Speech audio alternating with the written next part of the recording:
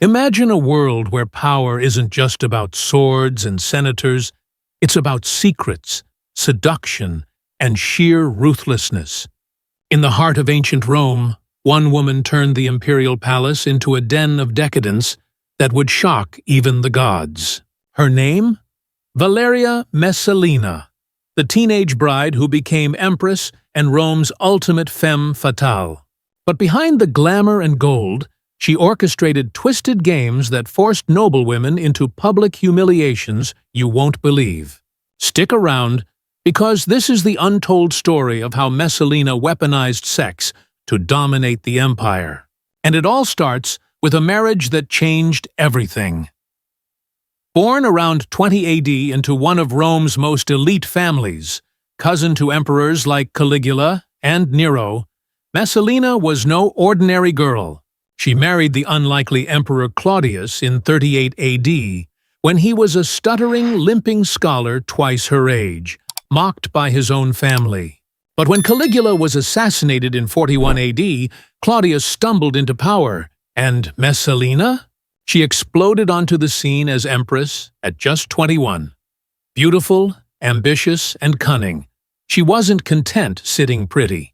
Ancient historians like Tacitus paint her as a master manipulator, using Claudius's weaknesses to pull the strings. She built a network of spies, whispered lies about rivals, and eliminated anyone in her way. Senators trembled because crossing Messalina meant accusations of treason, or worse. But her real power play? Sex. Sources like Suetonius and Juvenal claim her appetite was insatiable. A nymphomaniac who craved control as much as pleasure. She started small. Secret affairs with actors, guards, even senators. One lover, the handsome dancer Nestor, became her obsession. When he resisted, she whined to Claudius, who ordered him to obey the empress in all things. Boom! Forced submission. This was just the beginning. Messalina wasn't just sleeping around. She was building an empire of blackmail and loyalty. Whispers spread through Rome's marble halls. Noble families watched in horror as Messalina targeted their wives and daughters. Why? To crush rivals and secure her son Britannicus's future throne. She accused women like her own nieces, Julia Livilla and Julia Livia, of adultery and incest, charges that led to exile, poisoning, or execution. But that was tame compared to what was coming. Messalina turned the palace into her personal playground, hosting wild orgies where the elite were dragged into her web. Cliffhanger tease. But wait until you hear how she disguised herself and hit the streets of Rome's seedy underbelly. And the noblewomen? She forced them into games that stripped away their dignity in front of cheering crowds. Reveals her infamous brothel nights and the competition that shocked the empire. If you're loving this wild ride, drop a comment with your thoughts. Did Messalina go too far? Hit that like button if you're hooked, and subscribe for more hidden history. Last time, Messalina rose to power through manipulation and secret affairs. Now, things get wilder. You think modern scandals are juicy? Ancient Rome's gossip mills ran on steroids, and Messalina was the queen of controversy. By the mid-40s AD, her exploits were legendary. Poet Juvenal, in his biting satires, described her sneaking out of the palace at night. Blonde wig on, nipples gilded with gold paint, heading straight to Rome's filthiest brothels. Under the alias Lysiska, or the she-wolf, she'd rent a dingy cell and service clients until dawn. Exhausted but never satisfied, she'd beg the pimp for more, all while Claudius slept oblivious in the palace. Was it thrill-seeking or a power trip? Historians like Cassius Dio say she craved the degradation, to feel alive amid the stuffy elite. But Messalina didn't stop at solo adventures. Pliny the Elder, in his Natural History, drops the bombshell. She challenged Rome's top prostitute, a woman named Scylla, to a 24-hour sex marathon. The rules: who could bed the most men in one night? Messalina won with a staggering 25 partners, outlasting the pro night and day. Imagine the scene. A grimy brothel packed with men, bets flying, the Empress herself in the thick of it. This wasn't private. It was public spectacle, whispered about in forums and taverns. Juvenal mocks how she'd return to the palace reeking of the streets, still hungry for more. Why risk everything? Power. These nights let her gather dirt on Rome's movers and shakers, senators, merchants, even rivals' husbands. But Messalina took it further. Dio claims she turned the imperial palace into a high-end brothel during Claudius's absences. She'd stock it with matrons from noble families, wives and daughters of senators, forcing them into prostitution. Men paid top denarii to buy these elite women for the night. Husbands were made to watch as their spouses committed adultery, humiliated to break their spirits and ensure loyalty. One account says she compelled women to perform in front of crowds, turning degradation into entertainment. Take Poppaea Sabina the Elder, a stunning noblewoman rivaling Messalina for Menester's affections. Messalina accused her of adultery, sent agents to harass her, and drove her to suicide. But before that? Rumor has it, Poppaea was dragged into palace orgies, forced to compete for lovers or face ruin. These weren't consensual parties. They were traps. Messalina used threats, blackmail, and Claudius's authority to coerce participation. Noble blood meant nothing. Refuse, and you'd be labeled a traitor. Cliffhanger. The palace orgies escalated into full-blown public competitions where noblewomen battled prostitutes in endurance tests. But as Messalina's web tightened, enemies closed in. Dives into the twisted games that exposed Rome's dark underbelly. Want to see more? Tell me your favorite scandal in the comments. Like, share, and subscribe for more viral history deep dives. From brothel marathons to palace brothels, Messalina's reign of seduction was unstoppable. But her darkest chapter, forcing Rome's noblewomen into public sexual hell. Visuals.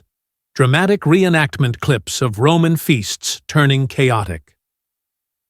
By 47 AD, Messalina's palace on Palatine Hill was ground zero for decadence. Cassius Dio, writing centuries later but drawing on earlier accounts, reveals the horror.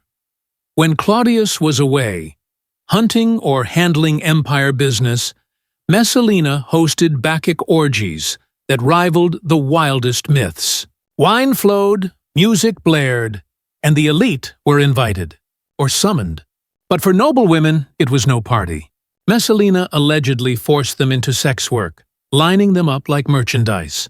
Wealthy men bid to purchase a night with a senator's wife or a patrician's daughter, all while husbands stood by, powerless.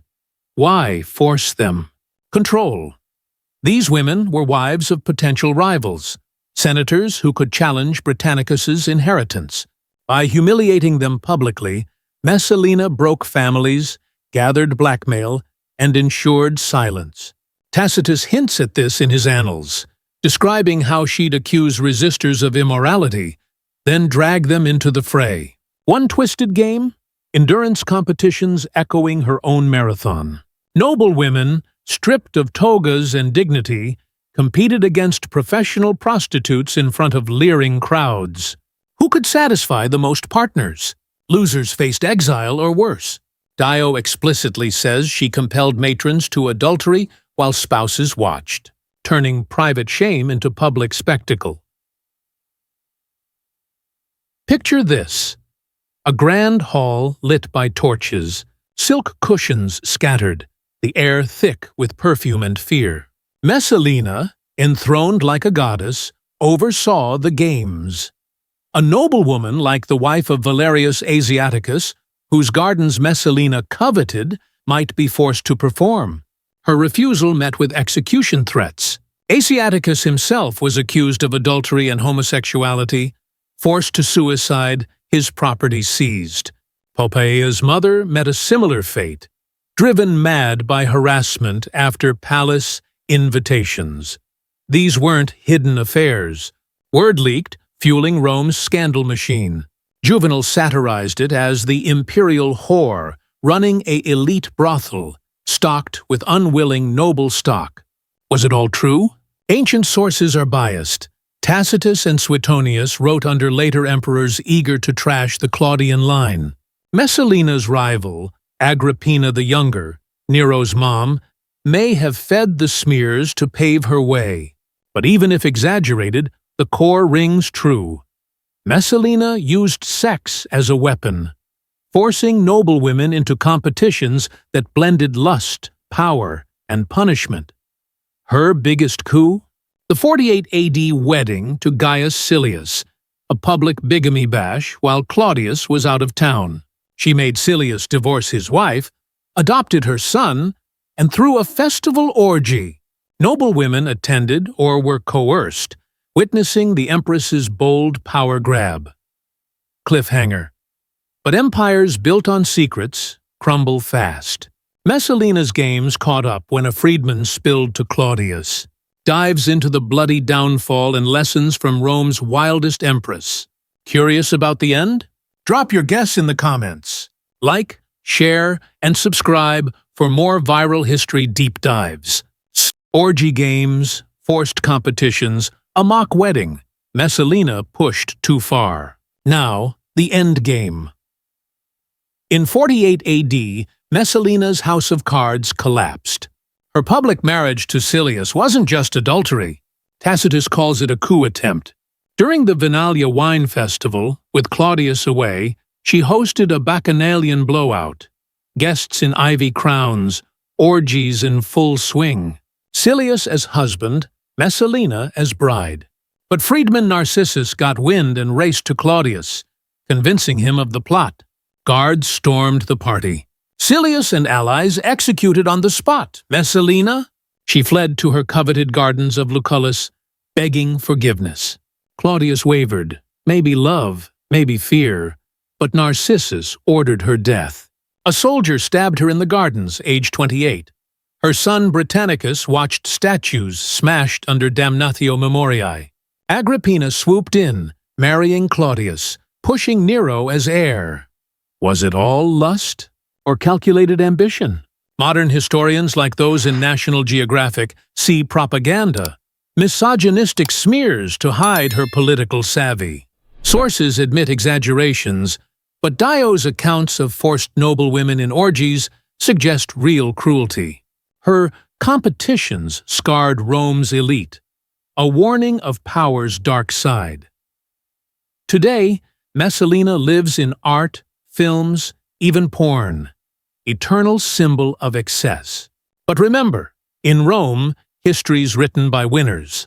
Was she forcing public sexual games to dominate, or a victim of slander? That's the wild tale of Rome's empress who turned nobility into nightmares. Total runtime, about 16 minutes across parts. Like, share, and tell me in comments. Was she a monster or a misunderstood boss? Hit subscribe for more viral history deep dives.